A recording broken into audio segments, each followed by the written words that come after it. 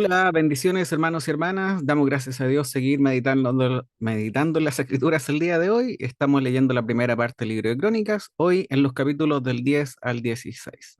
Y lo primero, hermanos, quiero volver a insistir en que puedan ver los materiales de apoyo, los videos de apoyo, estos de Biblia Project respecto al panorama de Crónicas y la prédica del pastor Salvador Gómez, donde también hace referencia a lo mismo. Creo que son de mucha bendición, especialmente porque nos explican el contexto y cuál es el fin entre comillas, esto que pareciera repetir historias que ya con nosotros vimos en el libro de Segunda de Samuel o el libro de Reyes.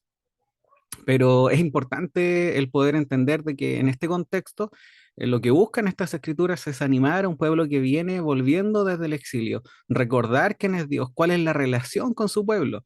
Así que ese es el contexto y por eso es que estamos, entre comillas, volviendo a ver historias, pero también se dará cuenta que hay muchos antecedentes que no conocíamos y que parecen ser también importantes.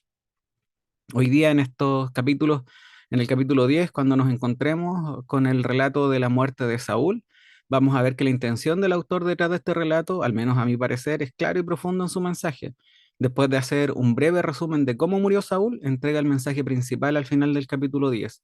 Dice así: Así murió Saúl por la transgresión que cometió contra el Señor, por no haber guardado la palabra del Señor, y también porque consultó y pidió consejo a una medium, y no consultó al Señor, por lo tanto, él le quitó la vida y transfirió el reino de David a su hijo, a David, hijo de Isaí.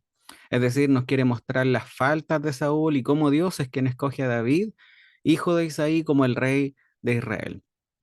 En el capítulo 11 veremos que describe el comienzo del reinado del rey David y hace énfasis en los llamados los valientes de David. Pareciera que el cronista hace a propósito, esto de hacer caso omiso respecto a las luchas que tuvo David con las otras tribus después de la muerte de Saúl.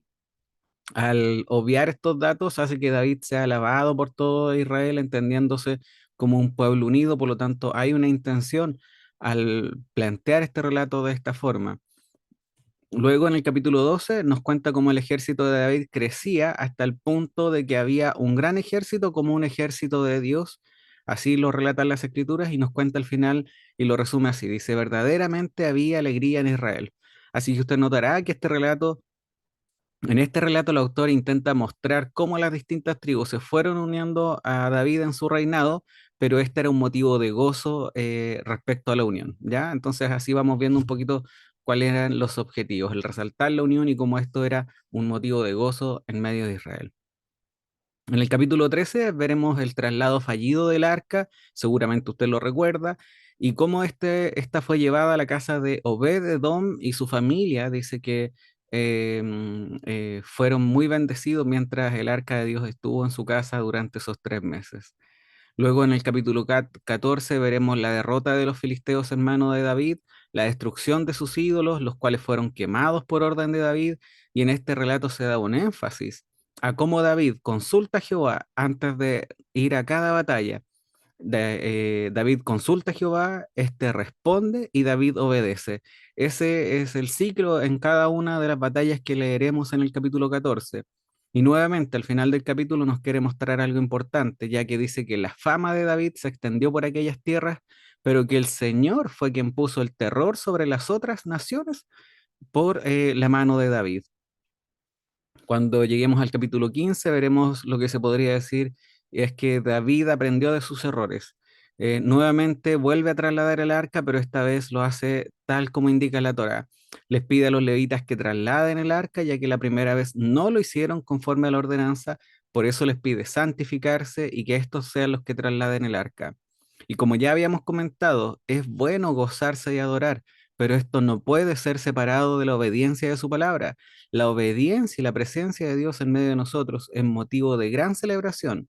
Cuando uno lee estos pasajes como que dan ganas de haber estado ahí. Y bueno, seguramente la celebración de las bodas del Cordero será mucho mejor aún y ahí sí que esperamos poder participar. Amén. Y bueno, en nuestro último capítulo leeremos, en el capítulo 16 podríamos concentrarnos porque aparece un salmo que David entrega en manos de Asaf y sus parientes para dar gracias al Señor. Un comentarista dice que este salmo refleja los sentimientos de un pueblo post-exílico que necesitaba recordar. En este salmo podremos ver en los versículos del 8 al 13 lo que Dios había hecho por ellos. Luego en los versículos del 14 al 18 podremos ver la perpetuidad del pacto y por ende su fidelidad con ellos, es decir, resaltan la fidelidad de Dios. Luego en los versículos del 19 al 22 veremos la protección de Dios en medio de la tierra prometida. Y los versículos del 23 al 27 veremos la grandeza y la superioridad de Dios, el Dios de Israel. Para finalizar, en los versículos del 28 al 36 veremos que Dios es digno y merecedor de toda alabanza por parte del pueblo y de toda la tierra. Bueno, maravilloso el poder también en medio de estas lecturas poder disfrutar de un salmo.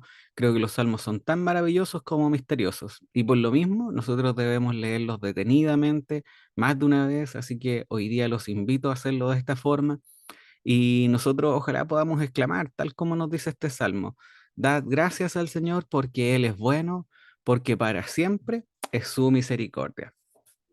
Así que hermanos, te animo, hermano y hermana, te animo a continuar con nuestra lectura y mientras estés leyendo hoy día, te animo a que pienses en este pueblo que ha sufrido en el exilio, que está volviendo a la tierra de Israel, cuán importante pudo haber sido este escrito.